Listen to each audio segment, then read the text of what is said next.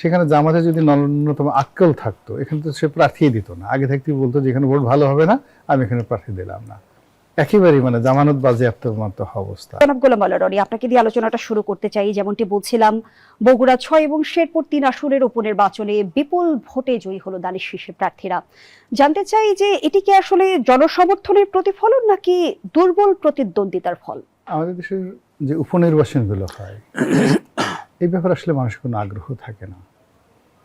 উপনির্বাচনে সাধারণত যে দল ক্ষমতাধর বা ক্ষমতাসীন তারাই হয় 99% ক্ষেত্রে।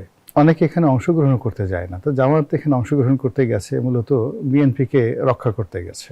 এখানে জামাত না গেলেই ভালো করতো, বিনা প্রতিদ্বন্দ্বিতা হয়ে যেত, ঝামেলা করার দরকার ছিল। কিন্তু বিএনপিকে যদি রক্ষা করতে যেয়ে থাকে জামায়াতে ইসলামী, তাহলে মাঝপথে তারা বর্জনের ঘোষণা কেন দিল?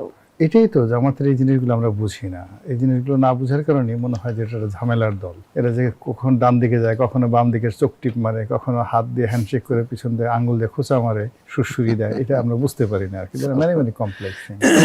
আপনার বগুড়ার মতো জায়গাতে আপনি কতগুলো জায়গা আছে, ফেনীতে বেগম খালেদা জিয়া, বগুড়াতে শহীদ জিয়া, তারপরে রংপুরে এরশাদ, তারপরে আমাদের গোপালগঞ্জ ফরিদপুরে এই অঞ্চলে আপনার যাকে বলা হয় আওয়ামী লীগ। এখানে চিরসত্য, এটা একেবারে সেটেলড হয়ে গেছে, মাটি মানুষের সঙ্গে মিশে গেছে। তো সেখানে বগুড়াতে গিয়ে যে সিটটা তারেক রহমানের সিট, সেটা ছেড়ে দিয়েছে অন্য জায়গায়। ওখানে যদি তারেক রহমান সাহেব যে কোনো একটা অন্ধ মানুষকে দিয়ে দিতেন, সেও ওখানে বিপুল ভোটে জয়লাভ করে আসতো। এটাই তারপর আবার ক্ষমতা আসছে ভোট না দিয়ে। সেখানে জামাতে যদি ন্যূনতম আক্কেল থাকতো, এখানে তো সে প্রার্থী দিত না। আগে থাকতেই বলতো যে এখানে ভোট ভালো হবে না, আমি এখানে প্রার্থী দিলাম না। তো সেখানে প্রার্থী দিয়ে মাঝপথে বর্জন করে এই জিনিসগুলো এটা একটা নাটকের উপর নাটক। আলটিমেটলি ইতিমধ্যে কিন্তু জামায়াতের আমির এই নির্বাচনকে বিভৎস রূপ হিসেবে আখ্যা দিয়েছেন। অবশ্যই বিভৎস রূপ। তো বিভৎস রূপ হলো যেহেতু তারা এখানে একেবারেই জামানত বাজেয়াপ্ত মতো অবস্থা। আর জামাতের যতটুকু ইজ্জত ছিল, কয়েকজন আমাকে খুব বলার চেষ্টা করছিল যে এই 45 দিনে তারেক রহমান সাহেবের জনপ্রিয়তা এমন পর্যায়ে কমে গেছে, দেখবেন যে ওই যে তারেক রহমান সিট যেটা ছেড়ে দিয়েছে, তো সেই সিটে উপনির্বাচনে প্রার্থী জয়লাভ করতে পারবে না, সেখানে জামাতের প্রার্থী জয়লাভ করবে। এই ধরনের কথাবার্তা কিন্তু কয়েকজন বলার চেষ্টা করছিল। তা আমাদের আসলে দেশের যে রাজনীতি, এটা খুবই ট্রেডিশনাল, গতানুগতিক। আপনি গালাগালি করবে, বিএনপিকে গালাগালি করবে, জামাতকে গালাগালি করবে, জামাতের লোক আবার আওয়ামী লীগের লোক আওয়ামী লীগের গালাগালি করবে, কিন্তু দিন শেষে দাড়িপাল্লা, নৌকা আর ধানের শীষ, যে যার দলই ভোট দিবে। এই ট্রেডিশনের বাইরে যায় না। তো সেখানে বগুড়াতে যে নির্বাচন যেভাবে হওয়ার কথা ছিল সেভাবেই হয়েছে। বরং এখানে সরকারি দল ক্ষমতায়, তারা যদি জামাতের সাথে আরো খারাপ আচরণ করতো, ধাক্কাধাক্কি করতো, কিল ঘুষি দিত, কি করতে পারতেন বলেন? কিচ্ছু করার ছিল না। তো সেই তুলনায় যে বিএনপি ধৈর্য ধারণ করেছে, শান্তি গান্ধীবাদী নীতি ধারণ করেছে, জামাতকে ঘোরাফেরা করতে দিয়েছে, আমি মনে করি জামাতের আমিরের উচিত জনাব তারেক রহমান সাহেবকে ধন্যবাদ জানানো, যে অন্তত গণতান্ত্রিক একটা পরিবেশ এখনো জনাব তারেক রহমান সাহেব তিনি রেখেছেন পার্লামেন্টের ভিতরে এবং বাইরে। যদি উনি সেটা না রাখতেন, উনি যদি রাগ হয়ে যেতেন, উনি এখন যদি আরো শেখ হাসিনার মতো আচরণ করতেন, কি করার ছিল? কিচ্ছু করার ছিল না। তো সেই তুলনায় আমি মনে করি যে জামাতের এখনো হুঁশ হওয়া উচিত এবং তাদের বোঝা উচিত যে এটা বাংলাদেশ, এটা আফগানিস্তান নয়, এটা পাকিস্তান নয়, এটা সৌদি আরব নয়। তো এটা বাংলাদেশ, কাজেই এখানে বাংলাদেশের ডাল ভাত দিয়েই সবকিছু চিন্তা করতে হবে। এখানে একবার যদি যে কোনো মন্দ জিনিস শুরু হয়ে যায়, এই বাংলাদেশে একটা মন্দ জিনিস কখনো শেষ হয়নি।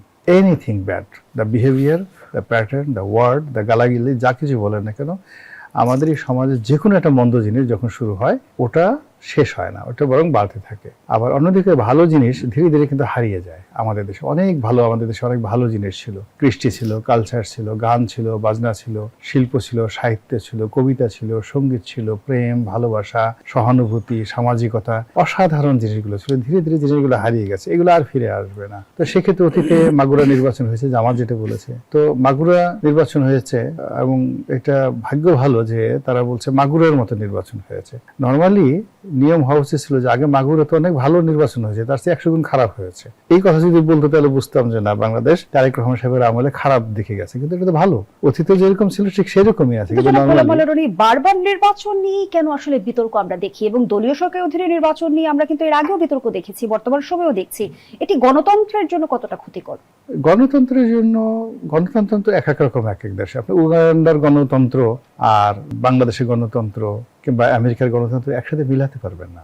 আপনি মানে দেলোয়ার হোসেন সাঈদীর একটা বিখ্যাত ওয়াজ ছিল, তো সে ওই বরিশাল যাওয়ার পথে বলে যে আমি ঢাকা থেকে আসতেছি, আসার সময় লঞ্চে আমরা তো সবাই সিট বিছানা পেতে ঘুমিয়ে ঘুমিয়ে আসি, তখনও কেবিন সিস্টেম চালু হয়নি। তো আমার পাশে যেই লোক ছিল তারও বিছানা ছিল, তা আমি একটু বাথরুমে গেছি, এসে দেখে কি যে আমার সেই বিছানাটা ঠেলে অন্ততপক্ষে 6 থেকে 7 ইঞ্চি ছোট করে ফেলছে। তখন সেই ভদ্রলোককে সাইদি সাহেব বললেন যে ভাই আপনাকে তো মানে আপনি আমাকে বাঁচিয়েছেন এই অবস্থায়, কিন্তু আপনার গ্রামের বাড়িতে আপনার জমির পাশে যার আইল আছে তার যে কপাল কত খারাপ আল্লাহই জানে, যে আপনি সকাল বিকাল আইল ঠেলে তার জমির যে কি অবস্থা করতেছেন, তো সেই রকম আর কি অবস্থা। তো তদ্রূপ এখন আমাদের দেশে হলো কি সবসময় চিন্তা করতে হবে যে আমাদের এই দেশে অতীতে খারাপ যে কাজগুলো হয়েছে সেই খারাপ কাজগুলোর তুলনায় যখন দেখবেন যে খুব বেশি খারাপ হয়ে যায়, তখন আপনি দেখবেন যে বলবেন যে না আমাদের খারাপ হয়ে যায়। আর যদি মনে করেন অতীতের মতোই সবকিছু হয়েছে